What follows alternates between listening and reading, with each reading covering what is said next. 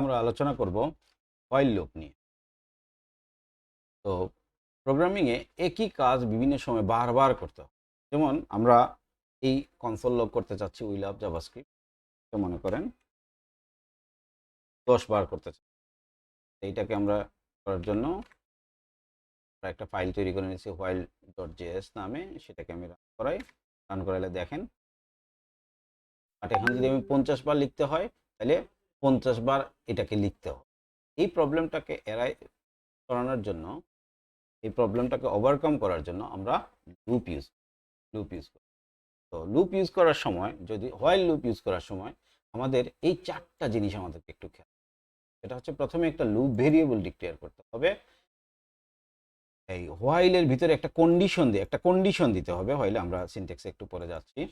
তারপর একটা লুপের একটা বডি দিতে হবে এবং একটা ভেরিয়েবলের মানটা চেঞ্জ করতে হবে। আমরা আসেন কোডে যাই। প্রথমে আমি মনে করেন var নাম নামে আমি কি করলাম, একটা ভেরিয়েবল ডিক্লেয়ার করলাম এবং একটা ইনিশিয়াল ভ্যালু আপাতত 0 দিচ্ছি। তারপরে ভেরি সিম্পল হোয়াইল দিব, এর ভিতরে আমি কি দিব, একটা কন্ডিশন দিব। মনে করেন এটাকে আমি 10 বার রান করতে চাচ্ছি, তাহলে নাম লেস দেন 10 দিলাম। তারপরে আমাদের একটা কোডের বডি দিতে হবে, হ্যাঁ, যে আমি কি করতে চাচ্ছি। যেমন আমি এই যে console.log উই লাভ জাভাস্ক্রিপ্ট এই কথাটা লিখতে চাচ্ছি, লাভ জাভাস্ক্রিপ্ট এই কথাটা লিখতে চাচ্ছি। এরপরে আমরা কি করলাম, এটাকে ইনক্রিজ করে, অর্থাৎ এক এক করে বাড়বে। প্লাস প্লাস মানে হচ্ছে নামের আগের ভ্যালুর সাথে এখন এক যুগ। এখন যদি আমরা রান করাই এই জিনিসটি, আগেরটাকে তো বন্ধ করে দিয়েছি, এখন যদি আমি এটা এই কোডটুকু কিন্তু রান হবে, রান করাই কি হয় দেখেন, এটা কিন্তু আমরা 0 থেকে শুরু হয়ে এটা 10 বার ইয়ে হয়ে গেল। এটা যদি আমি এখন এখানে এই জাস্ট এখানে যদি 50 দিয়ে দিই, লেস দেন 50, তাহলে কি হবে, এটা 50 বার রান হবে। আমরা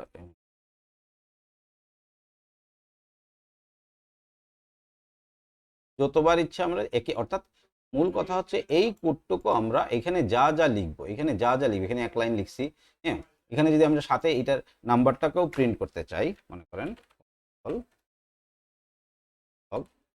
নামটাকেও প্রিন্ট করি, হ্যাঁ, তাহলে এখানে 2 লাইন কোড এক্সিকিউট হবে প্রত্যেক। আমরা এই কোডটাকে এখন যদি করাই, দেখেন প্রত্যেকে যে 50 বার আমাদের এই জিনিসটা, এই যে প্রথমে ছিল 0, এরপরে 1, এইভাবে আমাদের এই কোড ব্লকটা। একটা জিনিস সবসময় খেয়াল রাখতে, এটা কিন্তু ইনক্রিজ করতে হবে, নাহলে কিন্তু এটা ইনফাইনাইট লুপের মধ্যে পড়ে যাবে। আমি জাস্ট আপনাদের দেখানোর জন্য আমি এটাকে সরাই, আমি কমেন্ট আউট করে দিলাম, অর্থাৎ জাভাস্ক্রিপ্টকে বললাম তোমার এটা পড়ার দরকার।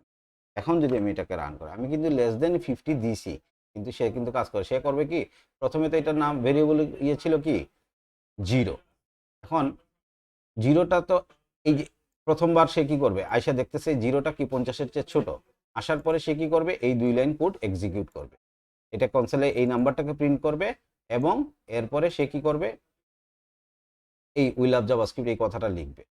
এখন আবার যখন যাবে তখনও কিন্তু মান তো এই 0ই আছে, আবার করবে, এরকম করতে সব সময় তো সেই 50 নিচে পাবে। সুতরাং এটা ইনফাইনাইটলি চলতে থাকবে। দেখেন আমরা একবার টেস্ট করে দেখি, দেখেন চলতেই আছে। এখান থেকে বের হতে হলে আমরা Ctrl+C দিয়ে বের হয়। তাহলে আমাদেরকে অবশ্যই এই জিনিসটা খেয়াল করতে হবে যে আমাদের যেন ইনফাইনাইট লুপে না পড়ে।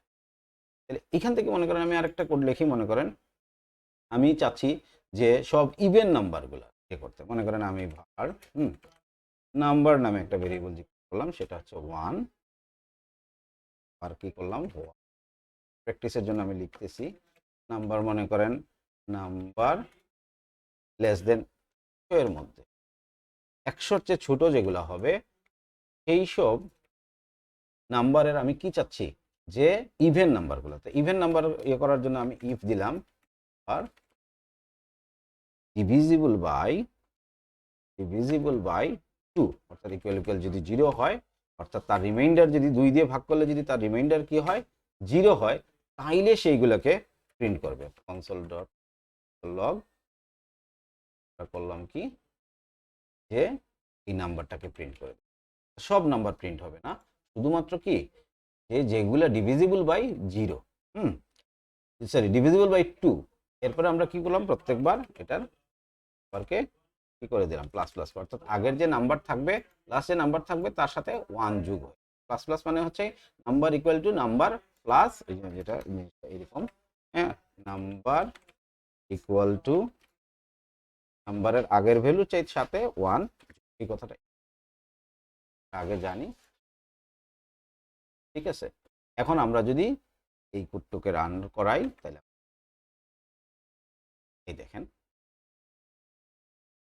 চলে আসছে, দেখেন 2 4 6 10 যেগুলো যেগুলো কি হচ্ছে এই যে এখানে একেবারে 100 এর নিচে যেগুলো অড ইভেন নাম্বার আছে সেগুলো চলে। আমরা যদি এটা দিয়ে দিই যে not equal to 0, not equal to 0, অর্থাৎ তখন কি আসবে, নট ইকুয়াল টু 0 তখন আসবে গিয়ে ইভেন নাম্বার, সরি অড নাম্বারগুলো।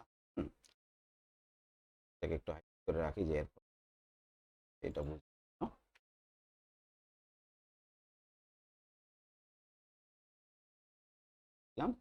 এখন দেখেন আমাদের 1 থেকে 1 3 5 7 এই যে শুধুমাত্র অড নাম্বার বেজোড় সংখ্যাগুলো আমাদের চলে আসলো, ঠিক আছে।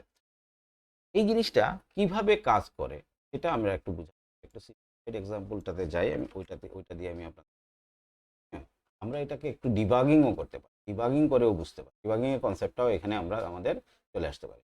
ডিবাগিং আমরা যদি ইউজ করতে হয় তাইলে কি করতে হবে, এখানে একটা ব্রেক পয়েন্ট, এই যে লাল চলে আসছে এখানে আমি একটু ক্লিক করি তাহলে একটা ব্রেক পয়েন্ট চলে, ব্রেক পয়েন্ট আসার পরে এই যে রান এন্ড ডিবাগ চলে যাব আমরা, চলে যাওয়ার পরে জাস্ট প্রাইমারি একটু দেখাই, এরপরে রান এন্ড ডিবাগ, ডিবাগ।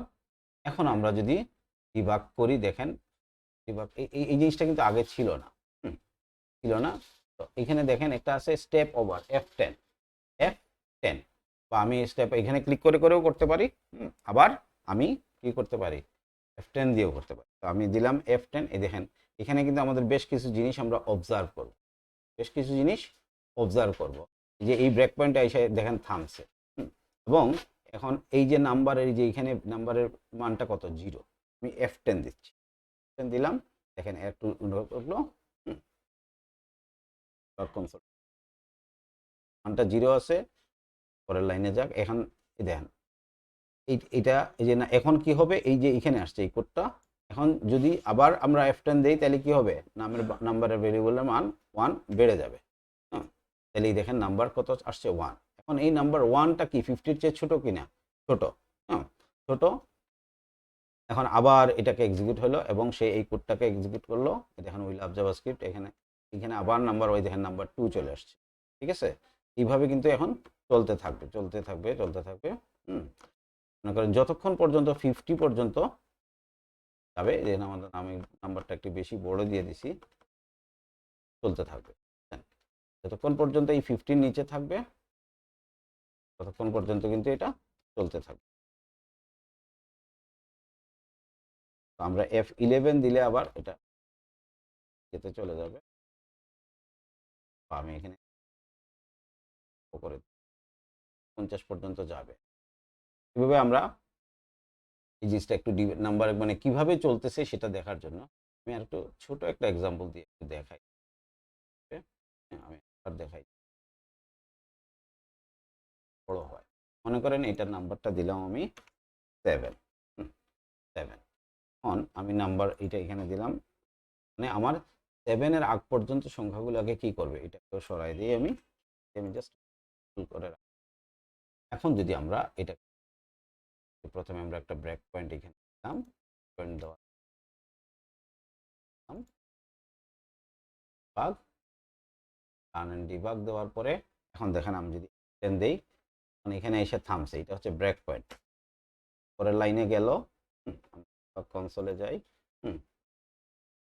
এখন দেখেন এখানে আবার আসলো, আবার আসলে কি এখন সে দেখতেছে এটা কি 7-এর চেয়ে ছোট কিনা, দেখা গেল যে 7-এর চেয়ে ছোট, তাহলে এই লুপের ভিতরে ঢুকবে, এই কোডের ভিতরে ঢুকবে, ঢুকলো, এখন কি আবার আসছে এই লাইনে, এখানে আসার পরে কি হবে, এখানে কিন্তু প্রিন্ট হয়েছে, এই যে ভ্যালু কিন্তু চেঞ্জ হয়েছে, এই যে 1 প্রিন্ট হয়েছে, আমি আবার দিলাম, আবার দেওয়ার পরে আবার এসে চেক করতেছে, এখন কিন্তু ভ্যালু 2, তাহলে 2 কি 7-এর চেয়ে ছোট, হ্যাঁ ছোট, তাহলে এখন আবার এই যে 2 7-এর চেয়ে ছোট হলে তাহলে এখানে এইটা প্রিন্ট হবে, এই যে এখানে এখন 2 প্রিন্ট হলো, এখন আবার এখানে আসলো, আসার পরে কি আগের ভ্যালুর সাথে কি করবে, এক বাড়াবে, এটাকে আবার দিলাম, হ্যাঁ, বাড়াই সে আবার ইয়ে করতেছে যে এটা কি 7-এর চেয়ে ছোট কিনা, দেখলো যে ছোট, তাহলে আবার ঢুকবে। এইভাবে এখানে কিন্তু মানটা, এই যে আপনারা এখানে খেয়াল করবেন, এখানেও কিন্তু মানটা কি হচ্ছে, এইভাবে কিন্তু আমাদের লাস্ট যখন মনে করেন 4, এখন ভ্যালু কত আছে 5, 5 গেল, আবার 1 ইনক্রিজ করলো, এখন কত 6, 6 কি 7-এর চেয়ে ছোট, ইয়েস ছোট, তাহলে এটাও ঢুকবে। এখন কি আবার এখানে আসলো, আসার পরে এটার ভ্যালু কত নিল এখন 7, 7 কি 7-এর চেয়ে ছোট না, তাইলে কিন্তু এখন আর এটার ভিতরে ঢুকবে না আমাদের প্রোগ্রাম শেষ।